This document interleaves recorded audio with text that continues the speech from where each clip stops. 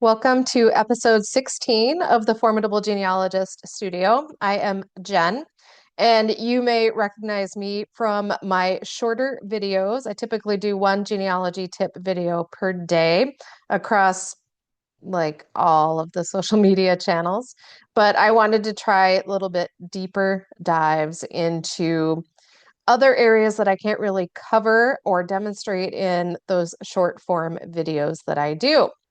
So today I want to talk about the new feature on Ancestry that's been around for a little bit now called Census Compare. And I want to show you some of what it can do so that you can, use it the best way. This is my great grandma's sister, Amanda Rolfine Paulson, later Gunderson.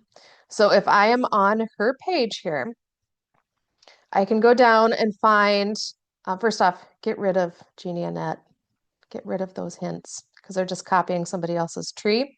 Just like, the various trees that I also tell you to ignore. Do not accept those and copy them. So looking here, she has the 1950 census out here because I have not looked at her profile since that became available in, was it 2022? 72 years after it was taken. So I'm going to click on this, compare to other census hints, and it is going to give me a comparison. So I can look at a glance to see if this information matches what I've already saved into my tree for censuses for her.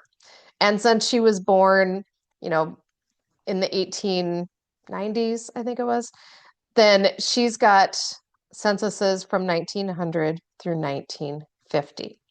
So always check and see if you need to hit next to go on to another page there because it will only show you 5 at a time in this window. But I can then look through here and see if this information matches the other censuses that I have. And it does. So I'm going to click review, and then a window pops up over on the side, and I can hit yes, and I can save it to my tree. I want to show you a couple other options for this census compare. So here I have Ephraim Lewis. He's my husband's third great grandfather. And I wanted to see, the parameters here for if there's a limit on what you can do for census compare. And I looked, and first off, I've got him born here in 1786 in Maryland. So guess what? 1790 in Spartanburg, South Carolina is not him. He was not the head of the household at age 4, so I can ignore that already. But if you notice, Census Compare is not popping up for this, nor is it for 1800, nor is it for 1810, nor is it for 1820. So it does have limits. I don't know for sure, but I assume Census Compare can only do 1850 forward for US records. I want to show you another person. So with Abram Moore here, ignore GeniaNet, I went out here to look and see if this worked on state censuses. And no, it does not.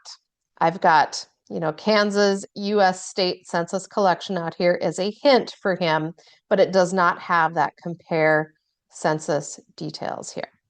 I can click compare details on this, and you can do that for any of the hints. And then it will show you what is specific to this record and how that information compares to what you already have in your tree.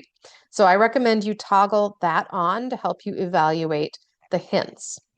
But let's say I want to use Census Compare, but I've already accepted the hints. I can go up here to Accepted Hints, and I can go down here to any of these censuses that I have accepted, and then I can see everything laid out like that in that handy table.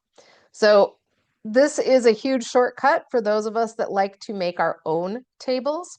This gives us at a glance how reliable our information is. And we can compare those residences, map them out on Google Maps, what have you. I want to show you another one out here too. So Mary Hay is my husband's third great-grandmother, and she was born in Yorkshire in 1837. So I have this popping up here. I've got her in Yorkshire in 1851, born around 1843. And father's name is the same. Mother, I had maybe Mary Jane, and this says Mary Jane. And this does have compare to other census hints. So I click on this, and it opens up the censuses that I have already applied to her in the tree. And, looking at this, I've got her in Iowa in 1900, 1880, 1870, 1860. And here is that 1851 census popping up. Awesome. Except the age is pretty far off. And I have another one to look at here to the right. So I hit next. Ooh, she was already in Iowa in 1850. Therefore, this 1851 England census is not her. So I'm going to change its status to ignored. And that helpfully removes it out of there. I am going to stop sharing my screen here. Oh, that gives you a little bit of an idea on how to use the new Census Compare on Ancestry.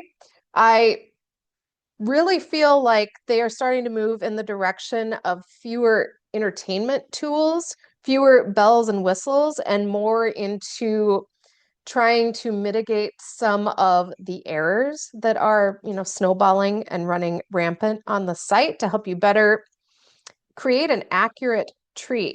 So I look forward to all of the new tools that will be coming out with Ancestry. I know of a few that are in beta that I don't quite have yet, but I will definitely share them with you as soon as I have them.